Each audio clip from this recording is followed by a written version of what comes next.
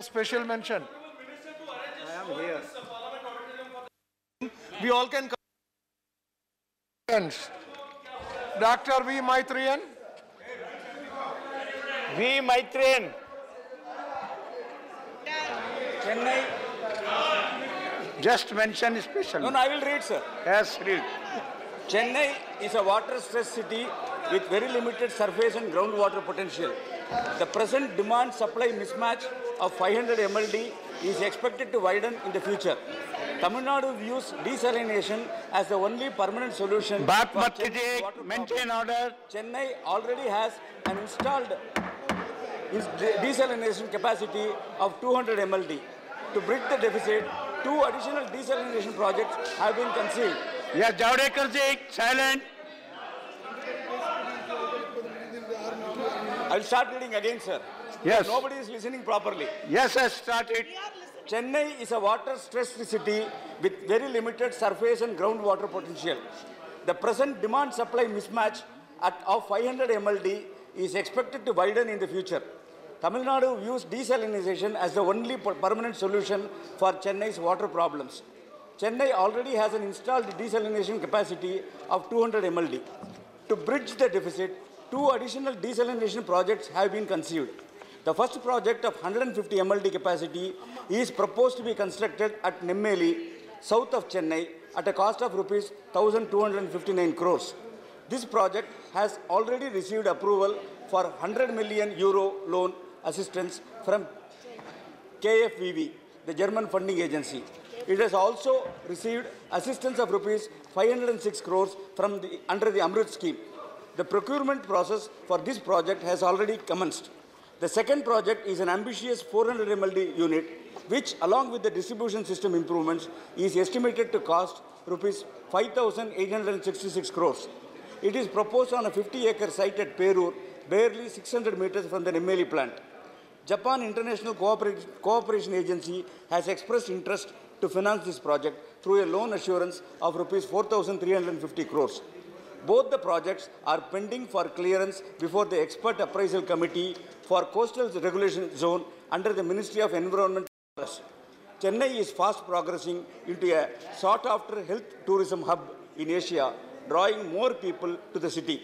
In view of the growing need for more water, I appeal to the government to expedite clearance of both these projects to improve water supply situation in Chennai. Dhanyavad. Sri Jairam Ramesh. Sir, can we have some order in the House, please? Sir, Thank you, sir. The Landmark Forest Rights Act was passed by Parliament in December 2006 for the... Sir, can we have some order in the House, sir, please? See, don't stand there in the route. The Landmark Forest Rights Act was passed by Parliament in December 2006 for the welfare of tribal communities and other traditional forest dwellers and make them partners in forest conservation and regeneration. Under this law, both individual and community forest rights are recognized. Over the past decade, while there has been significant progress in recognizing individual forest rights, the law has not had any impact on the recognition of community forest rights. There are at least 170,000 villages in the country with forest land within the forest boundary, but only a small fraction of them have got control under the Forest Rights Act 2006. Even where the Gram Sabhas were given full control over bamboo cultivation, transportation and use, like in Menda Leka in Gadchiroli district of Maharashtra in April 2011, the state government have taken steps to substantially weaken this control and reassert the supremacy of the forest departments.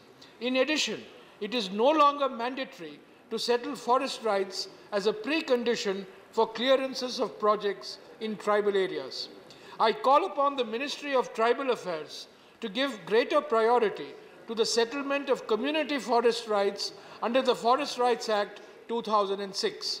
I also urge the Ministry of Environment, Forests and Climate Change to restore the 2009 policy, which had made adherence to the provisions of the Forest Rights Act 2006 as a prerequisite for environmental and forest clearance for projects in tribal areas of the country. धन्यवाद। श्री छाया वर्मा जी। छाया वर्मा जी। जी जी, thank you sir. Chhattisgarh की राजधानी रायपुर की अविभाजित जिला गरियाबंद के ग्राम पंचायत सुपेबेड़ा में पिछले 5 साल में 54 लोगों की मौत हो चुकी है। ये मामला आप देख के ही पढ़ना, अन्य नहीं पढ़ सकते हैं। अच्छा। ये मामला प्रकाश में तब आया जब 19 साल की एक लड़की की नहीं है, वो जैसा है वही पढ़ना, कुछ नहीं बोल सकते। वैसा ही पढ़ रही हूँ मैं जो लिखा है। नहीं पढ़ रहे हैं। छत्तीसगढ़ के जनपद, फिर से पढ़ो। छत्तीसगढ़ के जनपद गरियाबंद ब्लॉक देवभोग के ग्राम सुपेबेड़ा सहित दर्जनों गांव के सैकड़ों लोग किडनी की बीमारी से ग्रस्त हो रहे हैं और इस बीमारी से 54 लोगों की असमय मौत हो गई है। कई मामले तो ऐसे हैं जिसमें पूरा का पूरा परिवार इस बीमारी का शिकार हो गया है। इस बीमारी के कारण जमीनी जल का दूषित, वहाँ की जमीन और पानी अत्यंत दूषित हो गई है और इसी पानी को कुआं और हैंडपंप से निकालकर क्षेत्र की जनता पीने के लिए विवश है, जिसके कारण पूरे क्षेत्र में किडनी रोगियों की भरमार लग गई है। अभी तक राज्य सरकार आधिकारिक रूप से यह पता नहीं लगा पाई है आखिरकार यह बीमारी इतनी भयावह क्यों होती जा रही है। असहाय जनता असमय मारी जा रही है। इस क्षेत्र के लोग गरीबी के कारण बिना आर्थिक अनुदान इलाज कराने में समर्थ नहीं है। गरीबी और किडनी बीमारी यहाँ की पहचान बन गई है। बीमारी की भयावहता से दूसरे क्षेत्र के लोग इस क्षेत्र में अपनी बेटियां ब्याहने को तैयार नहीं हो रहे हैं। यह पूरा का पूरा क्षेत्र समाज से कटता जा रहा है। सदन के माध्यम से मेरी मांग है कि इस क्षेत्र के किडनी पीड़ित के इलाज हेतु केंद्र सरकार निःशुल्क व्यवस्था करे और शुद्ध पीने के पानी के लिए अविलंब पेयजल एवं स्वच्छता मंत्रालय के अंतर्गत राजीव गांधी पेयजल मिशन के तहत शुद्ध पीने का पानी हर घर को उपलब्ध कराएं। धन्यवाद छाया वर्मा जी। श्री प्रसन्न आचार्य। Sir, the freedom struggle of India has a long history of dedication, sacrifice and sufferings. Many a patriot participated and led the movement at different point of time to free Mother India from the clutches of the foreign rulers. One such bravest freedom fighter is Veer Surendra Sai of Sambalpur in Odisha, an exemplary leader who raised his voice against the Britishers at the age of 18, fought for freedom till his death in the British jail. Heir apparent to the Sambalpur throne, Surendra Sai raised his sword against the British rule much before the War of Independence of 1857. All his brothers and other family members took part in the long-drawn armed struggle and sacrificed their lives. The tribal people of the region were the frontline soldiers of the guerrilla warfare. Shahid Madhav Singh of Ghais and all his brothers with family members' bravery and sacrifice creates a special chapter in the history of this struggle for freedom. Veer Surendra Sai was imprisoned by the Britishers for 37 long years in 2 phases, which is perhaps the longest period of imprisonment for a freedom fighter. He breathed his last in the prison of Asurgarh fort after suffering torture and negligence far away from his people, his family and homeland at the age of 75. The history of struggle, bravery, patriotism and sacrifice of this great son of India will be an inspiration for all the freedom-loving people of the world forever. I urge upon the Union government to set up a national memorial in the memory of this valiant freedom fighter. Thank you. धन्यवाद प्रसन्न आचार्य जी। विवेक Gupta. Sambhaji Chhatrapati. Thank you, sir.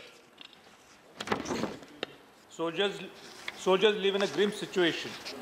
It is a known fact that a fairly large segment of Indian Army is either deployed in highly sensitive areas, facing threats from not alone across the borders, but also fighting against insurgency, terrorism, and militancy. Many times with the support of indoctrinated locals, which is far worse than fighting unknown enemies. The soldier in peace station spends more time in the field than in peace station. Soldiers spend most of their time in training for operational roles of the unit they represent, and thus their peace station posting too never remains easy. The above extended environment, that is the peace station and the field posting, causes a great impact on the psychological mindset and physical well-being of the soldiers. A holistic view of the predicament of the soldiers and their families needs to be taken urgently. And the solutions to the growing disenchantment among the soldiers.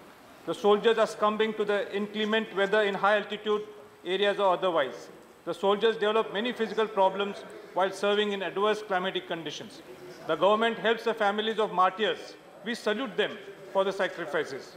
But what about the serving, injured and retired soldiers who serve the nation under adverse climatic conditions and in the process have developed certain deformities or have undergone physical or mental disorders? We must not forget that the soldiers who ensure the security of the nation and secure our peaceful sleep, keeping vigil day and night against all odds. धन्यवाद. श्री हुसैन दलवाई जी. My special mention is on demand for national legislation for domestic workers. The need for regulation of domestic work arises due to two reasons. These include: A, domestic work accounts for 1% of the total employment in the country. On an analysis, 2004-05 National Sample Survey, ILO found that 4.2 million persons were employed in private households. Unofficial estimates range from 2.5 million to 100 million. B, there is absence of countrywide mechanism that provides social protection and safeguards labor rights of domestic workers. This leads to under-evaluation, underpayment and exploitation of domestic work. 2, the Ministry of Labour and Employment set up a task force on domestic workers in 2009. It was supposed to draft a national policy for domestic workers. However, there has been no update on the progress of this policy. Moreover, a policy will not guarantee that labor rights of domestic workers are protected since it is not enforceable. 3, India must enact a national legislation for domestic workers. This will regulate the sector, ensure minimum standards of safe working environment, and allow workers to enjoy labor rights. The other option includes extending existing labor laws to domestic workers. Some states are advanced in this respect. Example, Maharashtra, which has enacted Domestic Workers Welfare Act 2008, the government must execute the process of building consensus with the state governments over the issue and move towards implementing a national legislation. धन्यवाद. I associate with Dalwai ji. Chaudhary Munawar Salim, absent. K. Rahman Khan, Shri.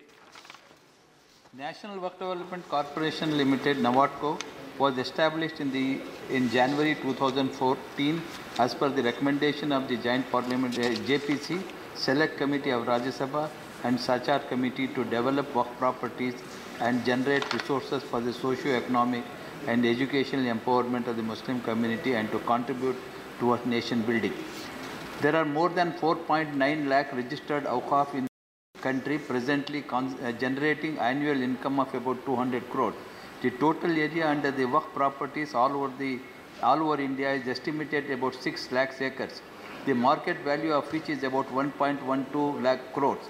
Many of these awqaf properties are prime land and estimated to have potential of generating the income of more than 12,000 crores per annum for fulfilling the objective of the awqaf. Unfortunately, the performance of NAWATCO is very bleak, and I am given to understand that it has not initiated a single project till date in 4th year of its existence. The organization is believed to have become a defunct and non-functional and is almost on the verge of going into oblivion.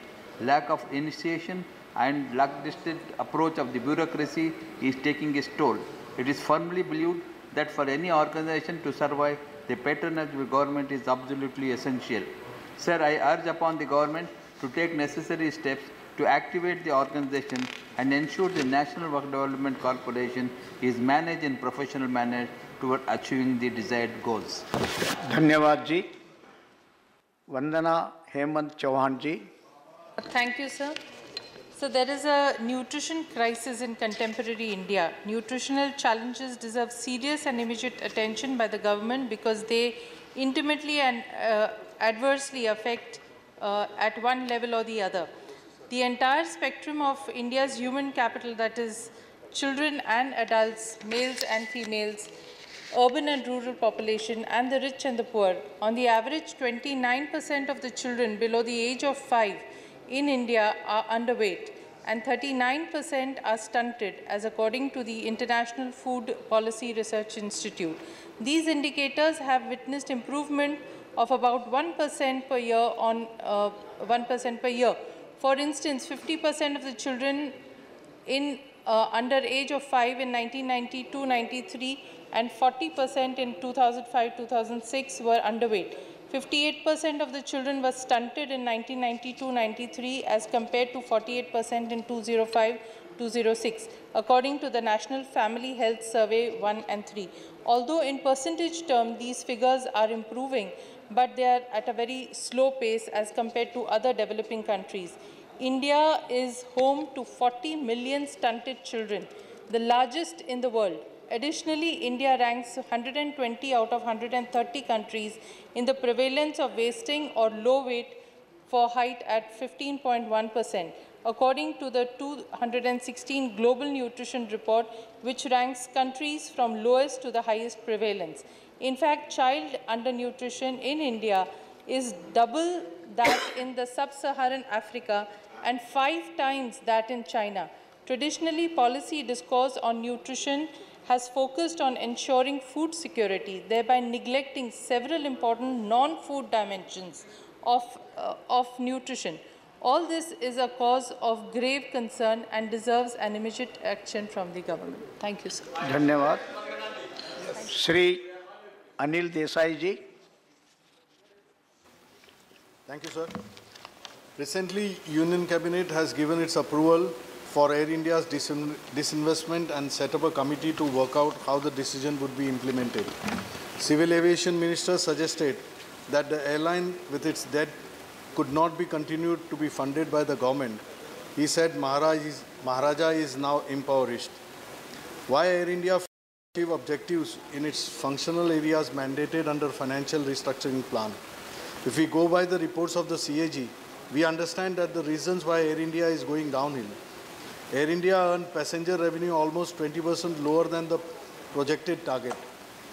This loss of revenue was due to lack of aircraft availability, faulty deployment, low utilization of human resources, and lack of ancillary revenue. There was over-provisioning of wide-body aircraft, whereas it didn't have required number of narrow-body aircraft, which often resulted in a mismatch in demand and availability of the airline. Air India's prospects were turned into losses due to mismanagement in granting bilateral agreements with foreign countries. Also, international operations of Air India, like flights to North America and Europe, also ran into heavy losses, further making the picture bleak. Several decisions taken by the management as per the guidelines of Aviation Ministry, which proved detrimental to the health of Air India, recognized unions and associations which represented the employees were never consulted in decision-making process, and thus now the sufferers would be employees. I therefore urge the government to reconsider its decision to sell Air India, as it is a national carrier held in high esteem by the people of India. धन्यवाद. Shri Ali Anwar Ansari. Shri D Bandyopadhyay.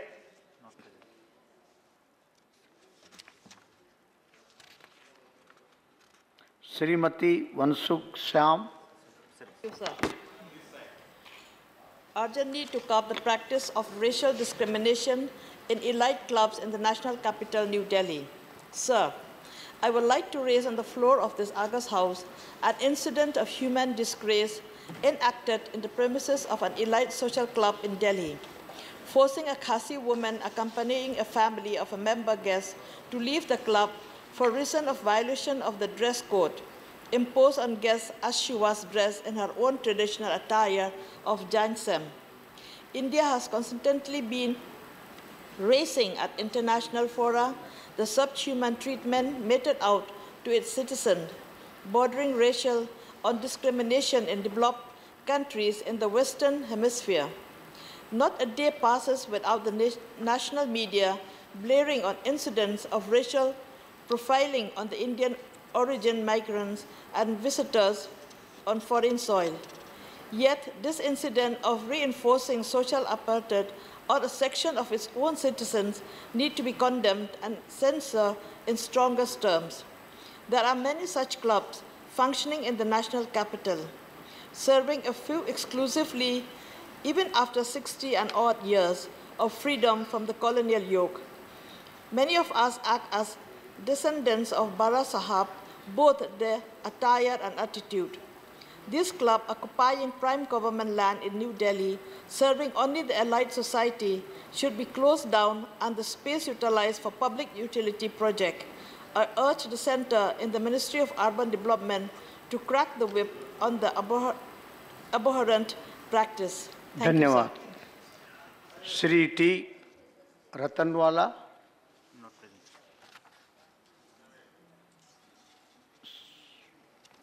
Shri P.L. Punia ji.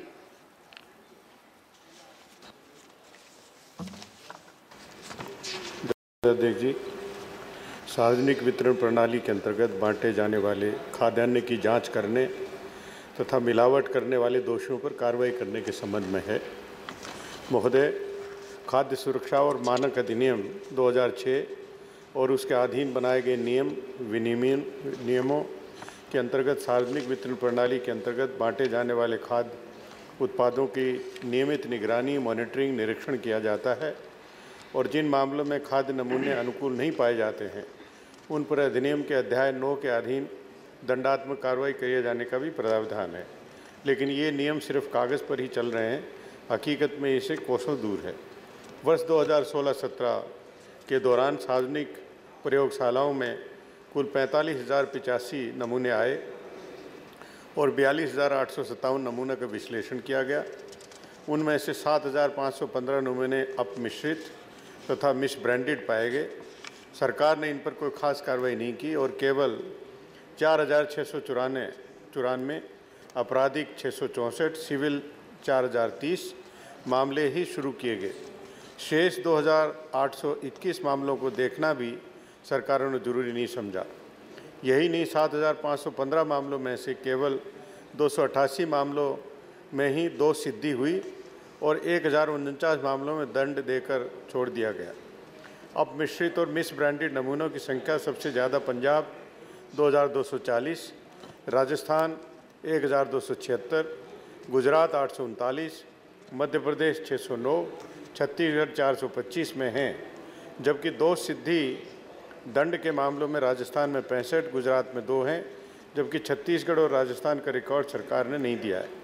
अतः आपके माध्यम से सरकार से निवेदन है कि स्कीम के अंतर्गत बांटे जाने वाले खाद्यान्न को के अपमिश्रित और मिसब्रांडेड नमूनों पर शीघ्र कार्रवाई हो और राजस्थान, मध्य प्रदेश, गुजरात, छत्तीसगढ़ में भारी भ्रष्टाचार को देखते हुए केंद्रीय स्तर पर जांच कराई जाए। धन्यवाद पुनिया जी। रामनाथ ठाकुर। महोदय, आयुष मंत्रालय के अंतर्गत अखिल भारतीय आयुर्वेद संस्थान एक स्वायत्त संस्था है। यह अस्पताल सरता विहार, नई दिल्ली में स्थित है और देश के नागरिकों को बढ़िया आयुर्वेदिक उपचार की सुविधा उपलब्ध कराने के साथ साथ आयुर्वेदिक डॉक्टर भी तैयार करता है। पिछले कुछ दिनों से इस संस्थान के रेजिडेंट डॉक्टरों में स्टाइपेंड और वेतन नहीं दिए जाने से असंतोष की स्थिति है। रेजिडेंट डॉक्टरों ने 10 और 11 जुलाई को अपनी मांगों को लेकर हड़ताल भी की थी। रेजिडेंट डॉक्टरों का यह कहना कि उन्हें 8 महीनों से वेतन नहीं मिल रहा है, जिससे उनके सामने संकट की स्थिति उत्पन्न हो गई है। रेजिडेंट डॉक्टरों ने अस्पताल के प्रबंधक मंडल पर यह भी आरोप लगाया है कि अस्पताल प्रबंधन उन्हें स्टाइपेंड से संबंधित नियमों की सही जानकारी भी उपलब्ध नहीं करा रहा है। डॉक्टरों की हड़ताल और असंतोष के कारण मरीजों को भारी परेशानी का सामना करना पड़ रहा है। अस्पताल प्रबंधन ने मरीजों और डॉक्टरों के लिए संकट की स्थिति पैदा कर दी है। आयुष मंत्रालय भारत सरकार आयुर्वेदिक चिकित्सा पद्धति को वैश्विक स्तर पर प्रतिष्ठित करने के लिए प्रतिबद्ध है, किंतु जिस प्रकार की परिस्थितियां आयुर्वेद से जुड़े इस अग्रणी प्रतिष्ठित संस्थान में पैदा की जा रही है वह बहुत ही गंभीर बात है, जिसकी अपेक्षा आयुष मंत्रालय से नहीं की जा सकती। सरकार के समक्ष भारतीय चिकित्सा पद्धति को प्रोत्साहित करने का महान लक्ष्य है, लेकिन इतने बड़े लक्ष्य को प्राप्त करने की बजाय सरकार आयुर्वेदिक उपचार के लिए स्थापित इस अग्रणी संस्था को समुचित संसाधन उपलब्ध नहीं करा रही है। अतः इस विशेष उल्लेख के जरिए आपके माध्यम से मेरी सरकार से यह अपील है कि सरकार सरता बिहार नई दिल्ली स्थित अखिल भारतीय आयुर्वेदिक संस्थान में व्याप्त असंतोष की स्थिति का शीघ्र ही समाधान करे। धन्यवाद ठाकुर जी। मोहम्मद नजमुल हक। My special mention today is on the impact of demonetization and flood on tomato prices. Tomato is a household staple without which no meal is complete. Especially during the month of Shravan, many Indian communities throughout the country avoid onion and garlic and mostly rely on tomato. Despite a good monsoon season, tomato prices have escalated to rupees 60 to 80 per kg in retail market across the country. The major concern for the rise in tomato is attributed to Note Bandi, that is demonetization. Demonetization came on top of a bumper autumn/Kharif crop.